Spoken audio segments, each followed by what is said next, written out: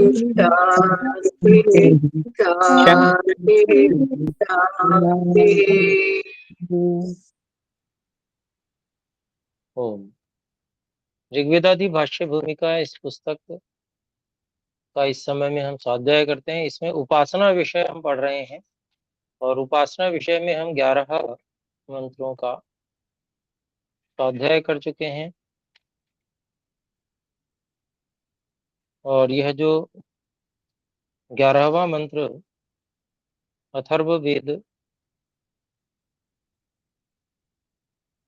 का एक भाग, एक मंत्र का भाग है, जिसके विषय में महर्षि दयानंद जी ने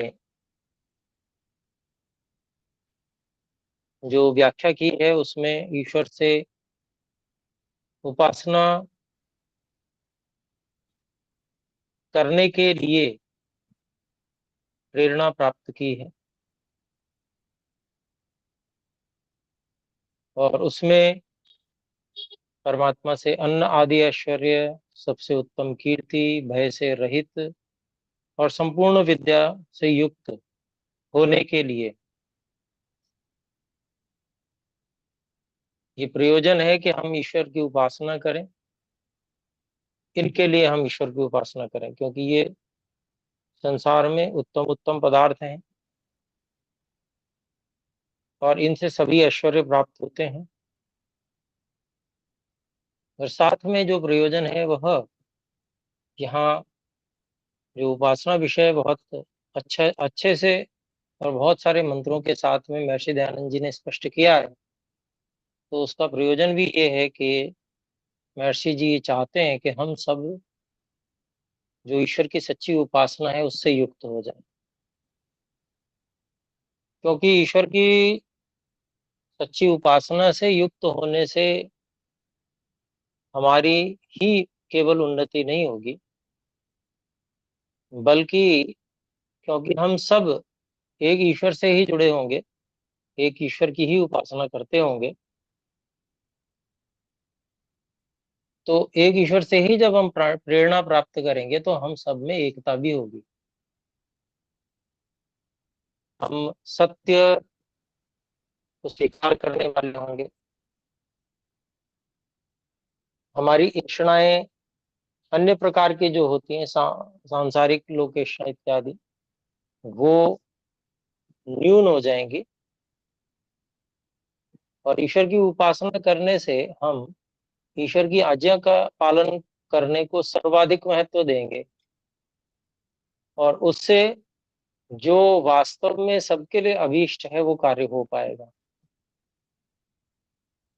जब हम ईश्वर की उपासना से युक्त नहीं होते हैं तो हम अल्प बुद्धि से और अपनी व्यक्तिगत जो तुच्छ स्वार्थ है उनके विषय में विचार करते हैं। इसके विपरीत जब हम ईश्वर की उपासना से युक्त होते हैं तो हम फिर ईश्वर की प्रेरणाओं को स्वीकार करते हैं और वो बिल्कुल ठीक ठीक होती हैं, सही सही होती हैं हमारे लिए और सबके लिए। वो हमारे लिए भी सर्वश्रेष्ठ होती हैं, सर्वोत्कृष्ट होती हैं वो प्रेरणाएं जो उपासना में हम ईश्वर से प्रार्थना प्राप्त करते हैं। और उस प्रेरणा को जब हम प्राप्त करने का अभ्यास कर लेते हैं तो ईश्वर को जब प्रेरणा करनी होती है तो सभी के हृदयों में वो प्रकाश करे करके और निश्चय ही किसी उत्तम और अभीष्ट कार्य को हमसे सिद्ध करा सकते हैं। तो उसके लिए अपने आप को हम तैयार कर पाए। कहीं हम जब समय आए और जब हमारा लाभ उठाने का अवसर हो ईश्वर की आज्ञा का पालन करके, तो हम उससे वंचित ना रह जाएं, हम कहीं संशय में ना पड़ जाएं कि ईश्वर का ही आदेश है अथवा नहीं है। इसलिए हमें बहुत अभ्यास करना है ईश्वर की उपासना का, और इससे हमारी जो एकता है उसमें किंचित मात्र भी समस्या नहीं आएगी और हम सब मिलकर और ईश्वर की आज्ञा का पालन करते हुए जो सर्वोत्कृष्ट कार्य है, ईश्वर की प्रेरणा इत्यादि से जो प्राप्त होता है, वो कार्य हम सब मिलकर कर पाएंगे।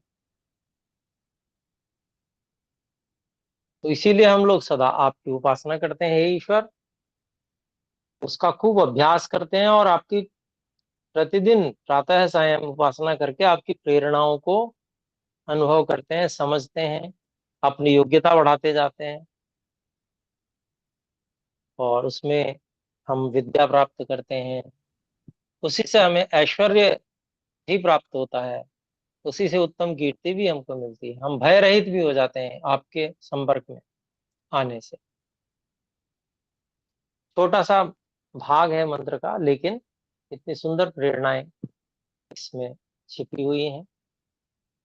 आइए हम 12, 13, 14, 15 ये जो मंत्र के भाग हैं, इनको हम पढ़ते हैं। ये भी अथर्ववेद में ही हैं। ओम अम्भो अमोमः सः इति तोपास्महे वयम्। ओम अम्भो अरुणं रजतं रजः सः एति त्वोपास्महे वयम्। ओम गुरुः पृथुः सुभूर्भुव इति त्वोपास्महे वयम्। ओम प्रथो वरो व्यचो लोक इति तोपास्महे वयम्। भाष्यम। हे ब्रह्मन् अम्भः व्यापकं शान्तस्वरूपं जलवत् प्राणस्यापि प्राणम् आप्लि धातोः रसुन् प्रत्ययान्तस्यायं प्रयोगः। अमः ज्ञानस्वरूपं महः पूज्यं सर्वेभ्यो महत्तरम् सहः सहन स्वभावं ब्रह्म त्वां ज्ञात्वा इति अनेन प्रकारेण वयं सततम् उपासमहे। 13वें मंत्र का भाष्य। अम्भः आदरार्थो द्विरारंभः। अस्य अर्थः उक्तः। अरुणं प्रकाशस्वरूपं रजतं राज राग विषयम् आनंदस्वरूपं रजः सर्वलोकैश्वर्य सहितं सह सहन शक्ति प्रदम इति तोपास्महे वयम्। त्वां विहाय नैव कश्चित् अन्यो अर्थः कस्यचित् उपास्यो अस्ति इति। गुरुः सर्वशक्तिमन, ये 14वां मंत्र है। सर्वशक्तिमन पृथुः अतीव विस्तृतो व्यापकः सुभूर्भुवः सुष्ठुतया सर्वेषु पदार्थेषु भवति इति सुभुः अंतरिक्षवदाकाशरूपत्वाद्भुवः इति एवं ज्ञात्वा त्वाम् उपास्महे वयम्। बहूनां बहुनामसु उरु इति प्रत्यक्षम अस्ति निघंटु। 15वें मंत्र को संस्कृत भाष्य में देखें। प्रथम सर्व जगत प्रसारकः वरः श्रेष्ठः व्यचः विविधतया सर्वं जगत् जानाति इति लोकः लोक्यत सर्वजनैः लोकयति सर्वान् वा इति तो वयम् ईदृक् स्वरूपं सर्वज्ञं त्वम् उपास्महे। इसका आर्य भाषा भाषार्थ देखते हैं। अम्भः, हे भगवन, आप सब में व्यापक, शांत स्वरूप और प्राण के भी प्राण हैं। तो ईश्वर की स्तुति की गई है यहाँ पर, परमात्मा को संबोधन किया। अम्भः शब्द से, और उसमें जो भाव छिपा है वो है, हे परमात्मा आप सर्वत्र व्यापक हो, सब जगह आप हो, शांत स्वरूप हो, आप में कोई उद्विग्नता नहीं है।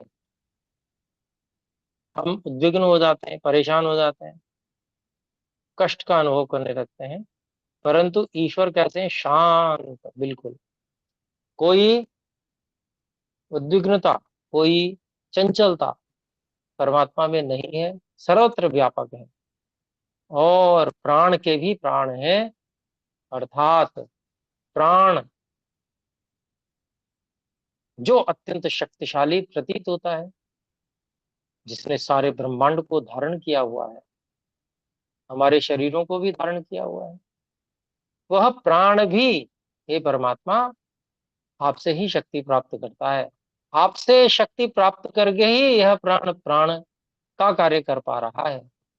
इसलिए आप ही प्राणों के भी प्राण हैं, तथा अमः ज्ञान स्वरूप और ज्ञान को देने वाले हैं।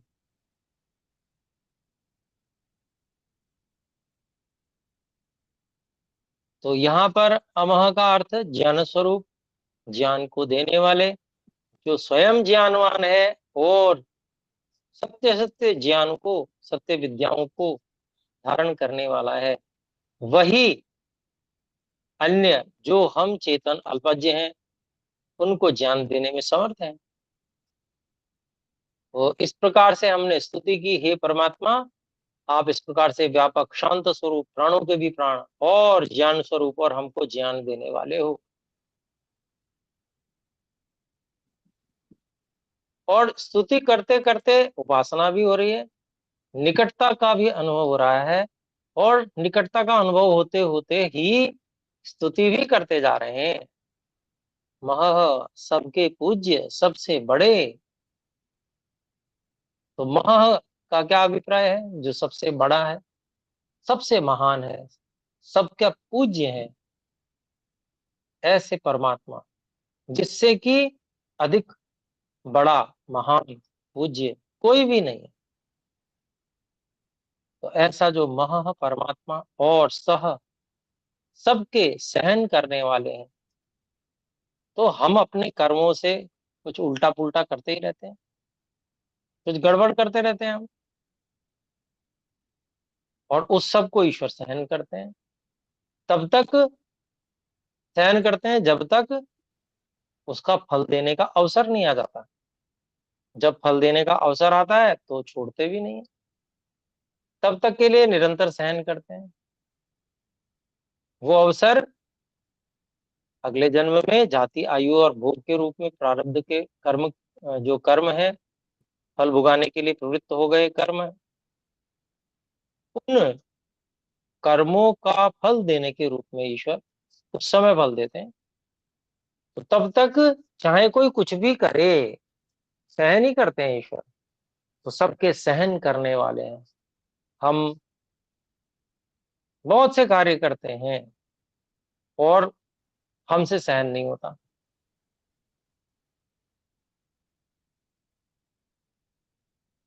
लेकिन ईश्वर सहन करते रहते हैं। ईश्वर भी व्यापक होने से सर्वत्र है।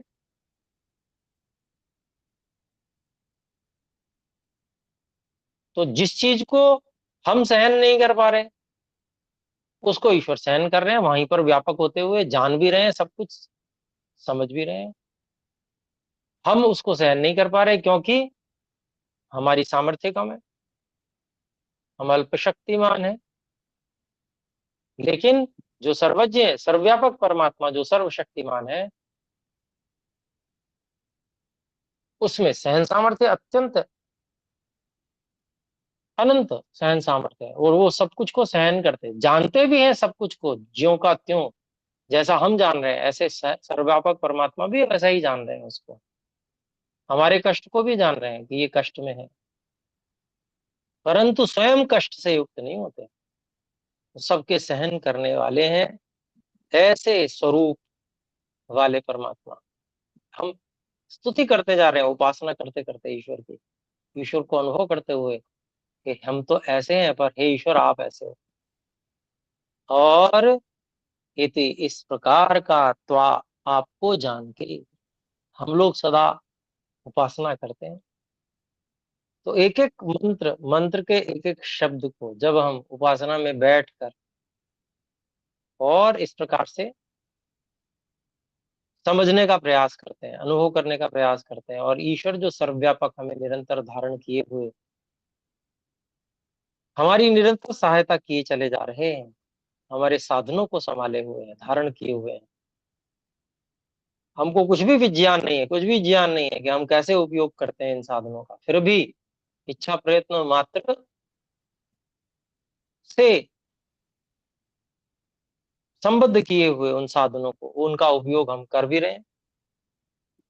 निरंतर सहायता ईश्वर की हमें प्राप्त हो रही है, और इस सहायता के आधार पर और ईश्वर के गुणों के चिंतन के आधार पर हम ईश्वर की उपासना करते हैं। तो ये सारे गुण ईश्वर में हैं, इससे हम स्तुति करते हैं और उन गुणों को समझते जाते हैं, समझ समझ कर अनुभव करते जाते हैं, साक्षात करने का प्रयास करते जाते हैं, और ईश्वर की सहायता फिर जब विशेष मिलती है तो हम उसका साक्षात्कार भी करते हैं ईश्वर की सहायता से।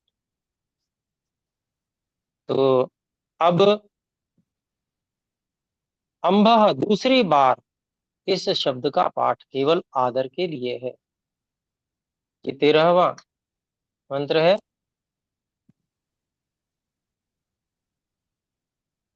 अरुणम, आप प्रकाश स्वरूप सब दुखों के नाश करने वाले। तो अब आप जब ज्ञान का प्रकाश कर देते हैं तो हमें पता चल जाता है कि ये दुख हो क्यों रहा है, और हम उस दुख को दूर करने के लिए पुरुषार्थ करते हैं, प्रयास करते हैं, और उसमें भी आप सहायता करते हैं। आपकी सहायता के बिना तो हम कुछ कर ही नहीं सकते हैं ईश्वर। तो आप ज्ञान का प्रकाश करते हैं, और उस ज्ञान का उपयोग करके आपकी सहायता को निरंतर प्राप्त करके हम दुखों को समाप्त करने के लिए प्रयास करते हैं, और उन दुखों का नाश हो जाता है। तो सही में दुखों का नाश करने वाला कौन है? तो आप ही हैं। हम में तो क्या सामर्थ्य है जो हम दुखों का नाश कर पाए? तो आप प्रकाश स्वरूप सब दुखों के नाश करने वाले तथा रजतम, प्रीति के परम हेतु, आनंद स्वरूप,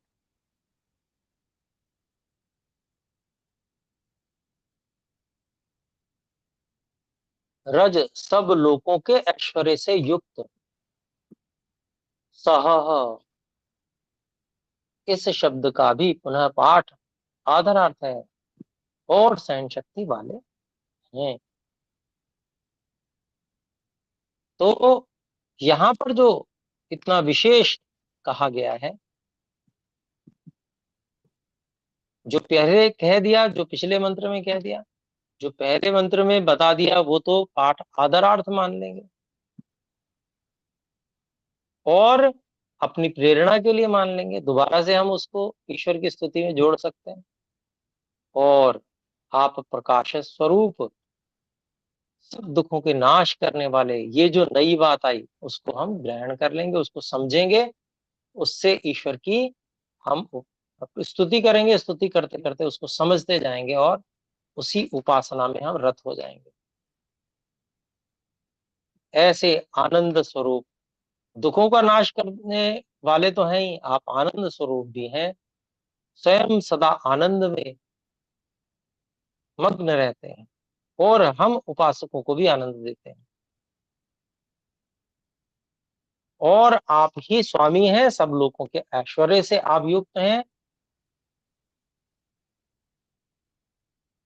इसलिए हम लोग आपकी उपासना निरंतर करते हैं। तो उपासना करने में, निरंतर करने में जो कारण है, वो प्रथम मंत्र में और दूसरे मंत्र में भी यहाँ पर हमारे सामने आए, और हमें उस सब की आवश्यकता है वास्तव में।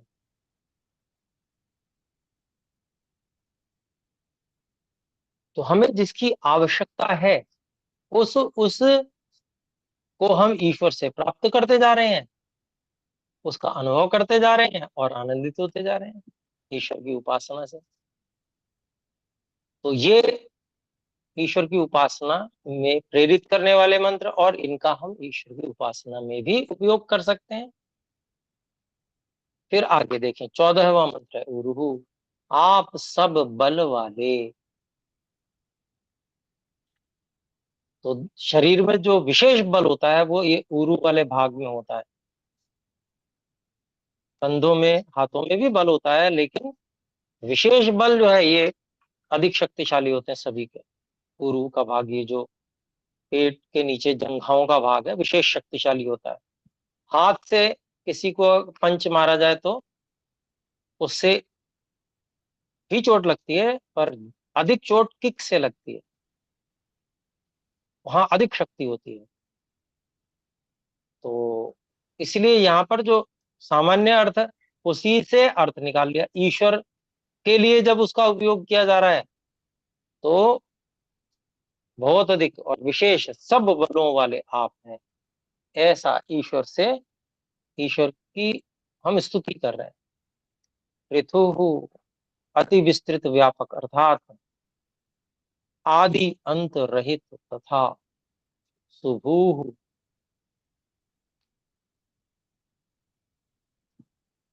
सब पदार्थों में अच्छी प्रकार से वर्तमान,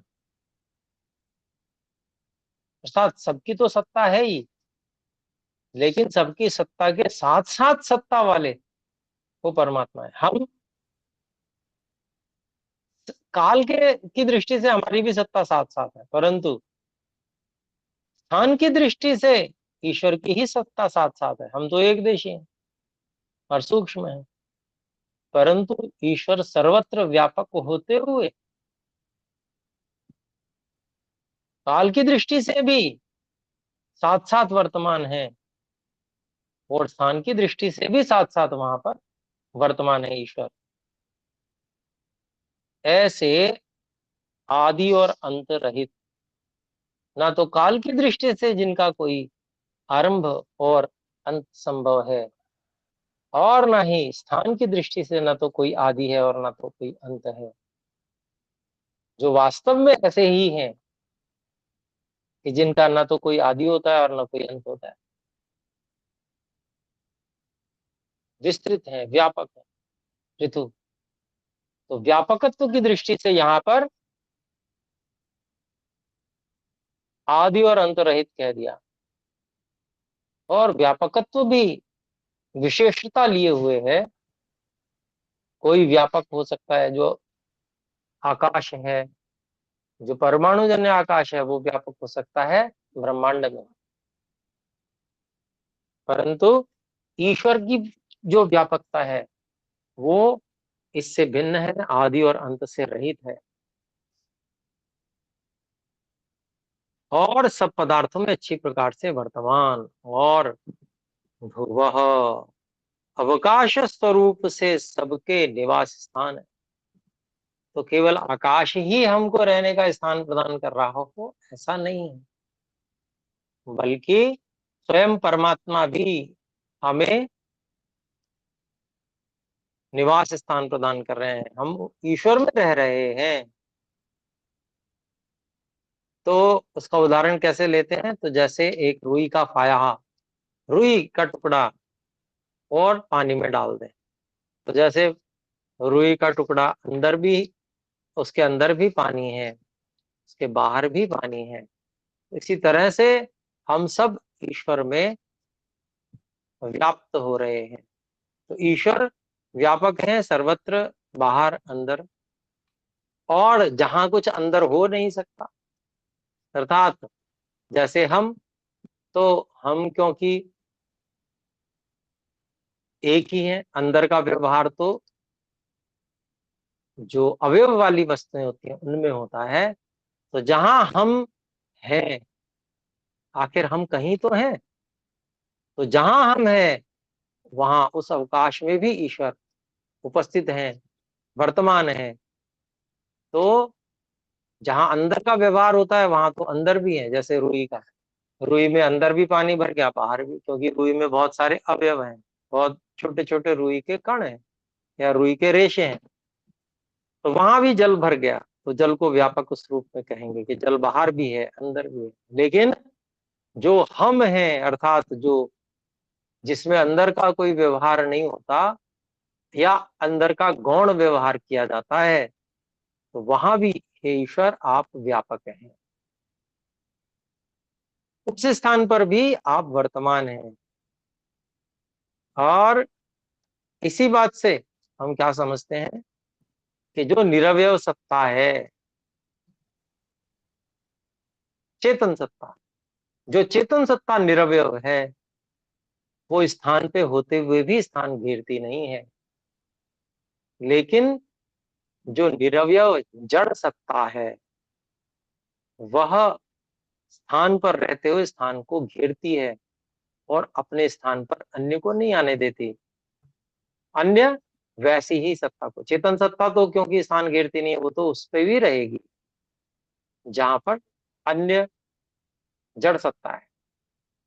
तो इसलिए व्यापकत्व होने से ईश्वर की जो व्यापकता है, उसका कभी भी खंडन नहीं हो सकता। वो उसकी व्यापकता ज्यों की त्यों सर्वत्र रहती है। चाहे चेतन आत्मा, जीवात्मा उपलब्ध हो, और चाहे अचेतन जड़ सूक्ष्मतम परमाणु जो निरवयव है, चाहे वो सत्व का हो, चाहे रज का हो, चाहे तम का हो, वो भी उपलब्ध है। वहां पर भी ईश्वर यथावत व्यापक हैं। उस स्थान पर भी वो रह रहे हैं। ऐसा यहाँ पर हम समझ सकते हैं और इसको अनुभव करने का प्रयास कर सकते हैं, इसका साक्षात्कार करने का प्रयास कर सकते हैं ईश्वर की उपासना करते हुए। और जब हमको ये बहुत अच्छे से समझ में आता है, तो हम आनंद से भर उठते हैं। ईश्वर की कृपा को हम समझते हैं, बहुत आनंद होता है, बहुत ही प्रसन्नता होती है।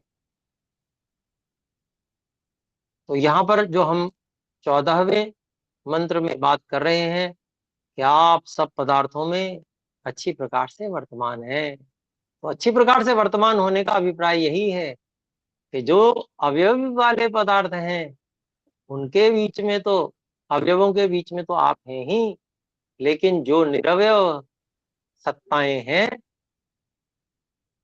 आत्मा और मूल प्रकृति, वह भी जो एकमात्र जहां पर वर्तमान है, जिस स्थान पर विद्यमान है, उस स्थान पर भी हे ईश्वर आप यथावत वर्तमान हो रहे हैं। और अवकाश स्वरूप से सबके निवास स्थान है, क्योंकि आप ही सर्वत्र मुख्य रूप से, मुख्य अर्थों में व्यापक हैं। इसलिए आप ही सबके निवास स्थान भी हैं। इस कारण हम लोग उपासना करके आपके ही आश्रित रहते हैं। और जब ऐसा भाव बन जाता है ईश्वर के प्रति, हे ईश्वर आप सर्वत्र व्यापक हो, मुझे संभाले हुए हो, तो ये ईश्वर की निकटता का अनुभव अपने आप में बहुत आनंद देने वाला, शांति देने वाला, संतोषप्रद होता है। आइए 15वें मंत्र को देखें। 15वां मंत्र है, प्रथो वरो, हे परमात्मन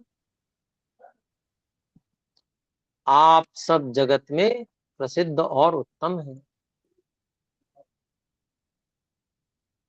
आप सब जगत में प्रसिद्ध और उत्तम है। तो सत्यार्थ प्रकाश में देखते हैं हम जब, तो वहां प्रश्न आता है कि आप ये जो नाम आ रहे हैं देवों के, इन नामों से अन्य देवों का ग्रहण क्यों करते हो? तो कहते हैं कि देवता सब प्रसिद्ध हैं। तो महर्षि दयानंद जी उत्तर देते हैं, तो क्या ईश्वर से भी अधिक कोई प्रसिद्ध है? ईश्वर से अधिक कोई कैसे प्रसिद्ध हो सकता है? ईश्वर तो सब जगत में प्रसिद्ध और एकमात्र मालिक, एकमात्र स्वामी है, सबका कर्ता धर्ता। और ईश्वर से कोई उत्तम होने का तो प्रश्न ही नहीं उठता। देव आदि काल्पनिक भी हो सकते हैं, अनेक लोग आज कल्पना करते हैं, अब जैसे श्री राम जी आज नहीं है, वो किसी काल में हुए थे, लेकिन लोग आज भी कल्पना करते हैं श्री राम जी, और कल्पना करके और करते हैं उपासना करने का प्रयास, लेकिन कुछ हो नहीं पाता।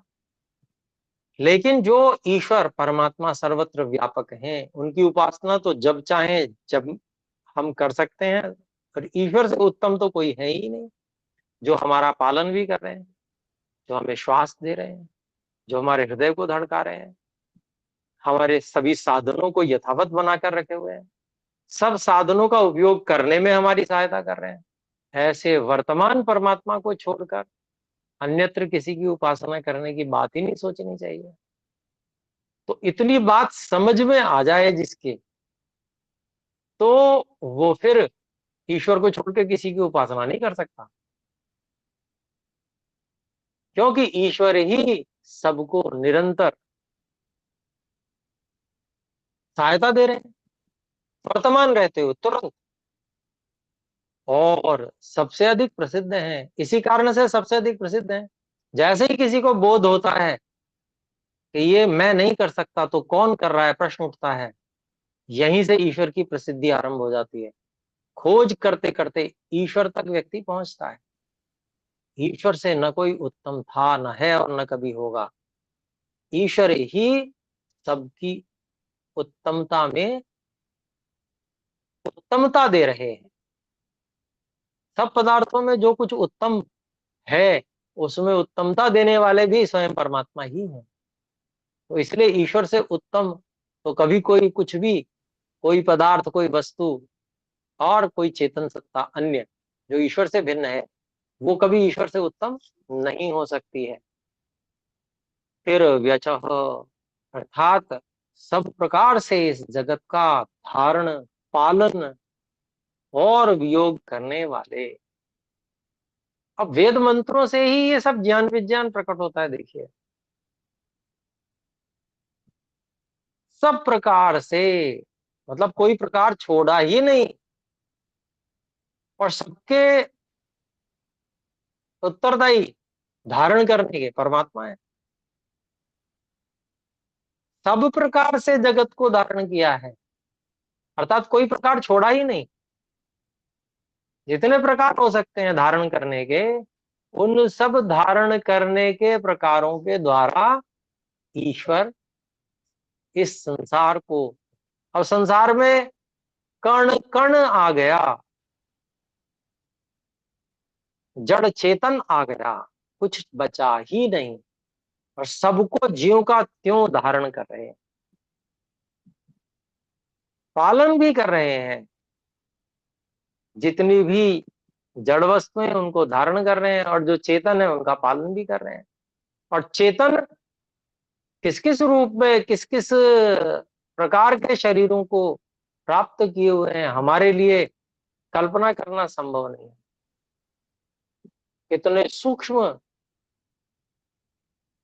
जीवाणु रूप शरीर, जो आंखों से दिख नहीं सकते, ऐसे ईश्वर ने वो भी निर्माण किए हुए हैं, उनको भी धारण कर रहे हैं, उनका पालन भी कर रहे हैं, उनकी व्यवस्था, उनके लिए अन्न की, अर्थात उनका जो भी अन्न है, जो हमारा अन्न है, वो उनका अन्न थोड़ी है। ऐसे भिन्न भिन्न प्रकार के जो अन्न है, उन सबकी अन्नों की व्यवस्था ईश्वर कर रहे हैं। ये पालन है। ऐसे ही श्वास प्रश्वास प्राण का देना, यह ऐसे ही सभी प्रकार का जो पालन है, जितने प्रकार का पालन हो सकता है, जितने प्रकार के जीव हो सकते हैं, उन सब के लिए ईश्वर ही निरंतर पालन करने के उत्तरदायी हैं और पालन कर रहे हैं। उत्तरदायी का मतलब उत्तर देना पड़ेगा वो वाला नहीं, यहाँ पर अभिप्राय, ये कर्तव्य परमात्मा का, और वो अपने कर्तव्यों का पूरी तरह से पालन कर रहे हैं। तो इस तरह से पालन कर रहे हैं कि हमारा संपूर्ण जगत का।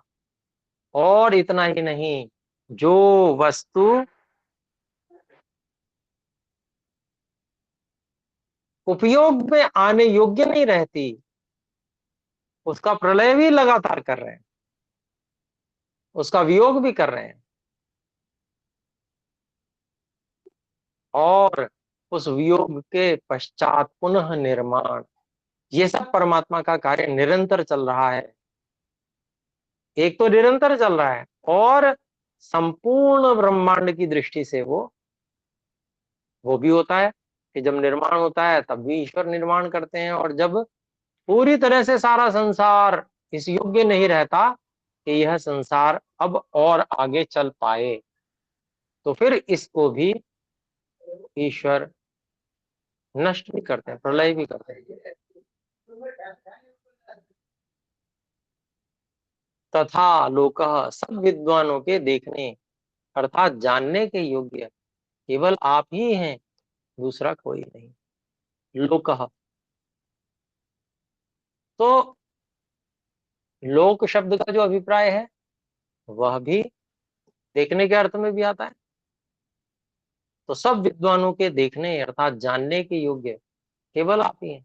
वैसे तो सब संसार है, लेकिन उस संसार के पीछे, कण कण के पीछे जो विज्ञान है, उस विज्ञान के पीछे, उस विज्ञान को बनाए रखने के लिए, उस विज्ञान को निर्माण करने, बनाए रखने और संयुक्त करने, कहीं भी उस विज्ञान को हम संयुक्त कर सकते हैं, उस विज्ञान को लगा सकते हैं, उससे बहुत सारी चीजें बना सकते हैं। उस सब के पीछे भी परमात्मा है। तो देखने योग्य वास्तव में कौन हुआ? तो देखने योग्य वास्तव में ईश्वर ही हुए। ये विज्ञान देखने योग्य नहीं है। विज्ञान के पीछे जो सत्ता है, जो इस विज्ञान की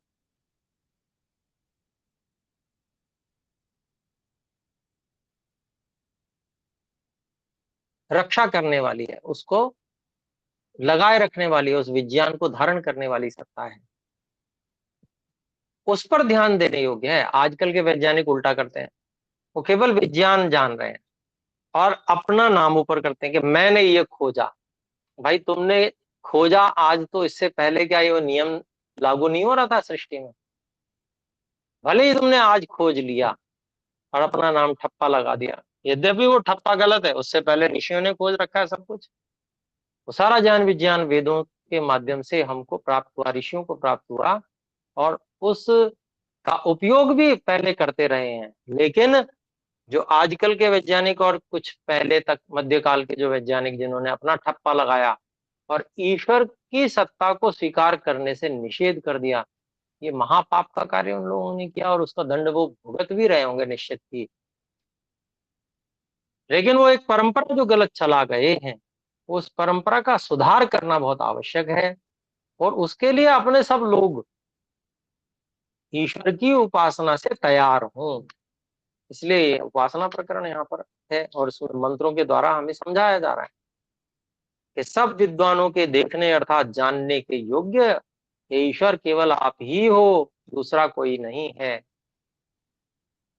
तो जो कुछ भी हो रहा है, घट रहा है, जो कुछ भी विशेष है, उस सबके पीछे ईश्वर आपकी सत्ता है। उस सत्ता को जानकर और कृतज्ञता प्रकट करना, कृतज्ञता से युक्त हो जाना, यह हम सबका कर्तव्य है। और न केवल स्वयं संयुक्त हो जाना उस कृतज्ञता से, बल्कि सारे संसार को उस कृतज्ञता से युक्त कर देना, जिससे कि हम और अधिक उत्तम विज्ञान को प्राप्त कर पाए।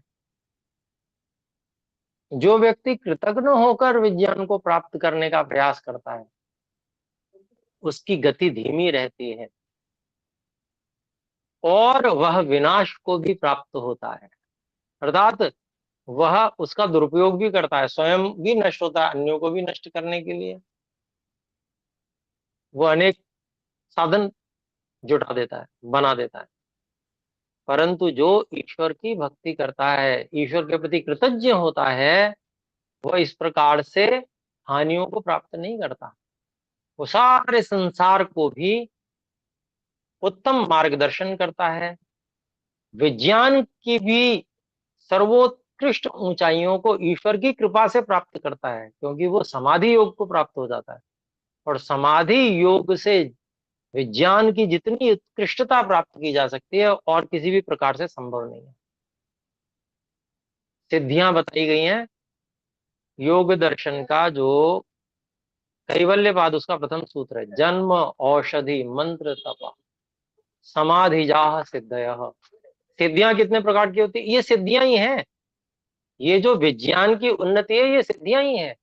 ये कितने प्रकार से सिद्धियां प्राप्त होती हैं? तो जन्म, जन्म से भी प्राप्त होती हैं कुछ सिद्धियां, अर्थात जो पिछले जन्म में मेहनत की है वो इस जन्म में मिल जाती है, वो जन्म से सिद्धि है। औषधि, अनेक प्रकार के जो रसायन हैं, ये जितने रसायन है ये कोई कहीं से बना थोड़ी लेते हैं, ये इस प्रकृति से ही प्राप्त करते हैं इन रसायनों को। ठप्पा कुछ भी लगा दो, नाम कुछ भी रख दो उसका, इसका मतलब ये थोड़ी है कि वो कुछ और हो गया, है तो वही जो प्रकृति से प्राप्त हुआ है। तो वो औषधि सिद्धि है, जिसको हम केमिस्ट्री आजकल बोलते हैं, केमिकल से जो बनता है सब। और ऐसे ही भौतिक विज्ञान भी इसी के अंतर्गत आ गया। जन्म औषधि मंत्र, अर्थात जो सूक्ष्म तत्व समझकर व्यक्ति उससे लाभ उठाता है, वो मंत्र से सिद्धि हो गई, अर्थात वेद मंत्रों का उपयोग करता है व्यक्ति, या चलो वेद मंत्रों का सीधा उपयोग न किया, फिर भी परंपरा से जो ज्ञान विज्ञान प्राप्त हुआ उससे प्राप्त किया, ये भी मंत्र से सिद्धि हुई। मंत्र सीधा नहीं हुआ, लेकिन आया तो वो मंत्र से ही है, तो उससे व्यक्ति पीएचडी करता है, शोध कार्य करता है, तो ये सब मंत्र की सिद्धि हो गई। उसमें से खोज करता है, ज्ञान विज्ञान को प्राप्त करने का प्रयास करता है। तो जन्म औषधि मंत्र तपह, तप से, अर्थात विशेष प्रकार से तप किया जाता है, शरीर आदि की विशेष सिद्धियां प्राप्त होती हैं, तो ये तप से सिद्धि होती है। और समाधि जा सिद्ध, जो संयम करके, संयम अर्थात धारणा ध्यान समाधि, इससे जो सिद्धियां प्राप्त की जाती हैं वो भी विज्ञान ही है, लेकिन वो अत्यंत गहन अत्यंत सूक्ष्म विज्ञान है।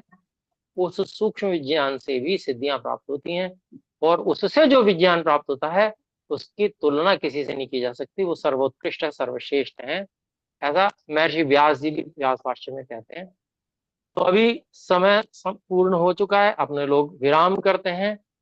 आइए एक बार सब मिलकर ओम का उच्चारण करें। ओ